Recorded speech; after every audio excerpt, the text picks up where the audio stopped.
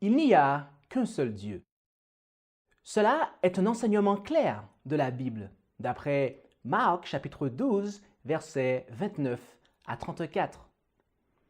Mais savez-vous que parmi les chrétiens, il y a plusieurs idées concernant qui est réellement Dieu? En réalité, bien qu'il y ait plusieurs dieux qui soient adorés dans la chrétienté, un seul d'entre eux est le vrai Dieu. Si donc nos idées concernant Dieu sont fausses, plusieurs d'entre nous pourraient en fait être en train d'adorer un faux Dieu. La question est donc, quel Dieu adorez-vous? Adorez-vous le véritable Dieu de la Bible ou adorez-vous une fausse idée concernant Dieu? Rappelons-nous que ceux qui adorent Dieu doivent l'adorer en esprit et en vérité, d'après ce qu'il nous est dit dans Jean chapitre 4, verset 24. Premièrement, il y a la croyance selon laquelle Dieu est une Trinité. La plupart des chrétiens adhèrent à cette croyance. Selon ce dogme, Dieu possède trois parties. Une partie est appelée Père, une autre Fils et une autre Saint-Esprit. Ces trois parties, ou personnes, forment un seul grand être. Et cet être possède toute la puissance, toute la connaissance et a toujours existé avec ces trois parties ou personnes. Deuxièmement, il y a la croyance selon laquelle Dieu est une personne, mais qu'il se révèle en différentes manières à différentes époques. Par exemple, dans l'Ancien Testament, il fut le Père. Ensuite, cette même personne, ce même être, prit la forme du Fils lorsque Christ fut sur la terre. Et après cela, il devint le Saint-Esprit. Cette croyance est communément répandue sous le nom de la doctrine Jésus seul. Troisièmement, il y a la croyance d'après laquelle trois êtres tout-puissants, ayant exactement la même autorité et la même puissance, existent de toute éternité. Les trois sont réputés être Dieu, mais puisqu'ils sont d'accord en toutes choses, ils sont réputés être un seul Dieu. Selon cette croyance, ces trois êtres ou trois dieux décidèrent, il y a longtemps, d'agir en trois rôles distincts. L'un agirait en tant que Père, un autre en tant que Fils et un autre en tant que Saint-Esprit. Quatrièmement, il y a la croyance selon laquelle Dieu est une personne unique et que cette personne est le Père seul. Il est dit que Jésus-Christ fut créé par Dieu il y a longtemps de cela et qu'il fut établi au-dessus de la création. Le Saint-Esprit est réputé être la puissance de Dieu ou la force active. Telle est la croyance des témoins de Jéhovah. Mais est-ce que toutes ces idées peuvent-elles être correctes? Bien sûr que non. Il est clair que toutes ces personnes adorent des dieux différents. Mais cela est-il important? Je veux dire, du moment que nous disons Dieu et essayons de faire ce qui est juste, ce que nous croyons a-t-il de l'importance? Certainement. Il y a une croyance populaire dans le monde aujourd'hui selon laquelle la croyance d'une personne n'a pas d'importance du moment qu'elle invoque le nom de Dieu. Cela est une idée fausse et dangereuse. La Bible nous enseigne que ceux qui n'aiment pas la vérité seront trompés et croiront en un mensonge. Et parce qu'ils auront cru à ce mensonge, ils seront condamnés et détruits, d'après ce que Paul écrivit en 2 Thessaloniciens, chapitre 2, versets 10 à 12. Jésus lui-même déclara, « Or, c'est ici la vie éternelle, qu'ils te connaissent, toi le seul vrai Dieu, et Jésus-Christ que tu as envoyé. » Jean chapitre 17, verset 3. Alors, comment pouvons-nous connaître Dieu si nous ne connaissons même pas celui à qui nous parlons lorsque nous invoquons Dieu? Pensons-nous à trois personnes qui sont réellement un seul être? Ou à une personne opérant de trois manières différentes? Ou encore à trois êtres tout-puissants jouant trois rôles différents? Ou bien à une personne et un fils créé? Nous avons esquissé ici 4 idées populaires, chacune différente l'une de l'autre. Et cependant, aucune de ces idées ne présente le véritable enseignement biblique concernant Dieu.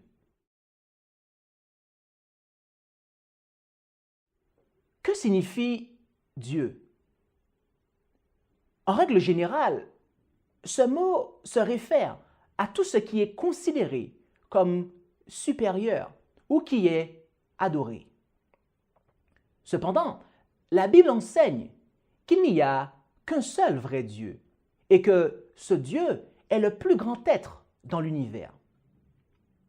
Toutes choses viennent de lui, toute puissance lui appartiennent et il les dirige toutes. Qui est donc cette personne? D'après la Bible, cette personne est Dieu le Père, seul. En effet, nous lisons « Un seul Dieu et Père de tous, qui est au-dessus de tous. » Éphésiens 4, verset 6. Et encore, nous n'avons qu'un seul Dieu, le Père, duquel procèdent toutes choses. 1 Corinthiens 8, verset 6. Ce grand Dieu, le Père, le Seigneur, Dieu Tout-Puissant, a un Fils. Il y a longtemps de cela, dans les jours de l'éternité, ce Dieu engendra ou donna naissance à un Fils de sa propre substance. Ce Fils ne fut pas créé, il fut engendré. Création signifie être formé à partir d'une substance qui est en dehors du Créateur ou depuis rien du tout. Mais engendrer, dans ce contexte, signifie naître de la substance même du Père. Le Fils de Dieu était exactement comme son Père. Il fut engendré en la même image, avec la même pure et sainte nature.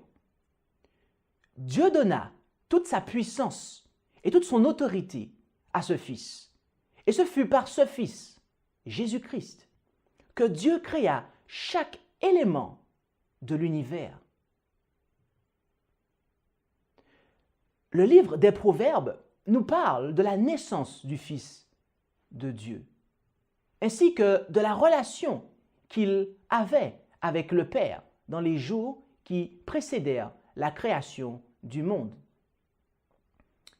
Bien que l'on se réfère à lui comme la sagesse, il est pourtant clair que ce passage parle du Fils de Dieu. Nous devrions noter que dans 1 Corinthiens chapitre 1 verset 24, Christ est appelé la sagesse de Dieu.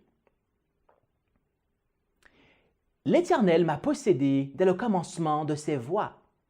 Avant qu'il fît aucune de ses œuvres, j'ai été établi depuis l'éternité, dès le commencement, dès l'origine de la terre. J'ai été engendré lorsqu'il n'y avait point encore d'abîme, ni de fontaine riche en eau. J'ai été engendré avant que les montagnes fussent assises et avant les coteaux. Quand il agençait les cieux, j'y étais. Quand il posait les fondements de la terre, alors j'étais auprès de lui, son ouvrière, J'étais ses délices de tous les jours et je me réjouissais sans cesse en sa présence. Je trouvais ma joie dans le monde et sur la terre et mon bonheur parmi les enfants des hommes. Pouvons-nous lire dans Proverbes chapitre 8, versets 22 à 25, ainsi que le verset 27 et du verset 29 à 31. Jésus lui-même nous a dit qu'il était le Fils engendré de Dieu. Il déclara « Car Dieu a tant aimé le monde qu'il a donné son unique Fils engendré. » Pouvons-nous lire dans Jean chapitre 3, verset 16, et ce dans la King James Version. Ce Fils de Dieu, Jésus-Christ, est celui que Dieu envoya dans le monde afin de mourir pour les péchés des hommes. C'est lui qui fut en forme de Dieu, selon ce qui nous est dit dans Philippiens chapitre 2, verset 6, et qui, cependant, mit de côté la gloire qu'il partageait avec son Père, et s'humilia lui-même pour devenir un pauvre et misérable être humain. Il accepta d'être méprisé, battu, tourné en ridicule, insulté et sauvagement crucifié. Et il endura la séparation d'avec son Père bien-aimé, afin que les pécheurs que nous sommes puissent avoir la vie. Celui qui donna sa vie fut le Fils de Dieu. Il fut de la nature même de Dieu, parce qu'il naquit du Père, bien qu'il ne fût pas le Père lui-même.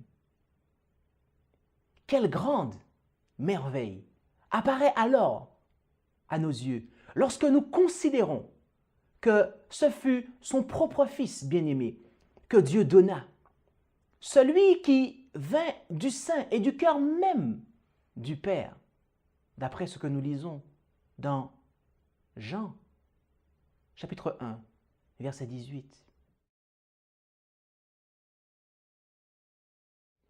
Il y a deux vérités qui sont des liens vitaux dans le plan du salut. Il s'agit de vérités auxquelles nous devons croire si nous voulons être sauvés. La première d'entre elles est la vérité concernant le merveilleux amour de Dieu pour la famille humaine. Cet amour était si grand que Dieu donna son Fils pour devenir homme afin de mourir pour les hommes. La seconde grande vérité est que Christ mourut pour payer le prix pour nos péchés. Il n'a pas fait semblant de mourir, mais il est réellement mort. Or, les enseignements de la chrétienté disent que Jésus-Christ ne fut pas réellement le Fils de Dieu, au sens véritable. Certains disent qu'il ne fut pas engendré de Dieu, mais qu'il fut le Dieu éternel même. D'autres affirment qu'il fut réellement créé par Dieu. Ces fausses idées contredisent les deux vérités vitales que nous venons de mentionner. C'est parce que Dieu nous a tant aimés, vous et moi, qu'il donna son Fils pour souffrir et mourir. Cela affligea le cœur de Dieu de voir son propre Fils souffrir et mourir. Mais il vous a tant aimé qu'il donna ce qu'il avait de plus précieux, son Fils, son seul et unique Fils. Et ce, afin que vous puissiez avoir la vie. Assurément, ce grand Dieu a un grand amour pour nous.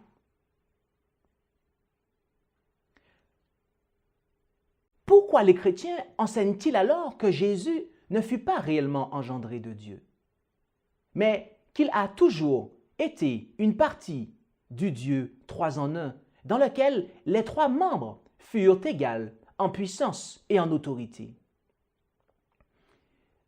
La Bible nous ment-elle quand elle déclare que Dieu a envoyé son Fils unique dans le monde? D'après ce que nous lisons dans 1 Jean, chapitre 4, verset 9. Je ne pense pas. De l'autre côté, les témoins de Jéhovah disent que Dieu créa Jésus et qu'il le donna ensuite pour être crucifié. Est-ce là une preuve de l'amour de Dieu? Pas du tout. Cette idée satanique laisse paraître que Dieu est réellement une personne égoïste qui sacrifia sa créature, mais sans rien sacrifier de lui-même. Ce n'est que quand nous réalisons que Jésus fut et est réellement le véritable Fils engendré de Dieu, son bien-aimé enfant qui naquit de lui, que nous pouvons comprendre combien Dieu nous aime. Et nous pouvons comprendre cela parce qu'il fut prêt à réaliser un tel don, à souffrir avec son Fils, alors que ce dernier mourut en une terrible agonie physique, mentale et spirituelle. Il fit cela afin que ces misérables hommes pécheurs puissent avoir la chance de vivre un bonheur éternel. L'ennemi de Dieu et de sa vérité, le malin, a fait de son mieux pour détruire la plus grande vérité de l'univers, à savoir la vérité du merveilleux amour de Dieu pour la race humaine déchue. Comment pouvons-nous donc discerner cet amour? Nous voyons cet amour uniquement lorsque nous comprenons que ce fut son propre Fils, le bien-aimé de son sein, son seul et unique Fils engendré, que Dieu donna pour nous. Mais Satan a trompé les églises chrétiennes. Il a conduit les gens qui étaient censés protéger sa vérité à la détruire, si bien qu'aujourd'hui, plusieurs chrétiens enseignent que, bien qu'il soit appelé le Fils de Dieu, Jésus n'est pas réellement le Fils de Dieu au sens véritable. Il devrait être aussi évident que si Jésus n'était pas le Fils de Dieu, mais Dieu lui-même, alors il n'aurait pas pu véritablement mourir pour nos péchés. Parce que la Bible enseigne que Dieu est immortel dans 1 Timothée, chapitre 6, verset 16. Il y a près de 1700 ans, en 325 après Jésus-Christ, les grands théologiens de l'Église catholique se rassemblèrent à un endroit appelé Nicée, afin de trancher la question si oui ou non Jésus était réellement le Fils de Dieu. Certains d'entre eux, conduits par un homme nommé Arius, décidèrent qu'il n'était vraiment pas le Fils de Dieu, mais qu'il fut créé par Dieu avant toute chose. Les témoins de Jéhovah sont ceux qui, aujourd'hui encore, s'attachent à cette croyance d'Arius. Un autre groupe, conduit par un homme nommé Athanase, décida que Jésus ne fut pas réellement engendré de Dieu au sens véritable, mais qu'il était en fait une partie de Dieu. Athanase décida que Dieu était réellement un être ou une substance qui avait trois parties, appelées Père, Fils et Saint-Esprit. Aujourd'hui, la plupart des chrétiens s'attachent encore à certaines formes de cette croyance. En faisant cela, toutes ces personnes renient la vérité selon laquelle Jésus fut réellement le Fils engendré de Dieu.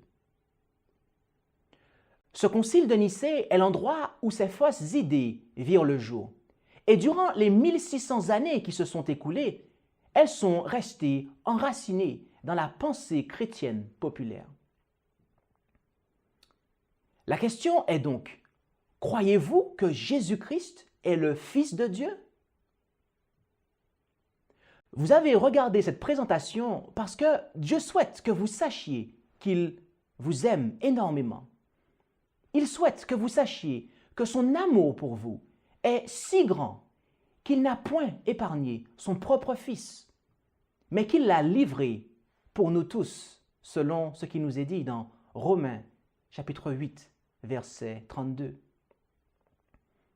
Si vous croyez cela, mes amis, et que vous y croyez véritablement, alors l'amour de Dieu transformera votre vie. Vous aurez communion avec le vrai Dieu et son Fils, selon ce qui nous est dit dans 1 Jean, chapitre 1, verset 3. Et vous aurez alors une place dans le royaume de Dieu.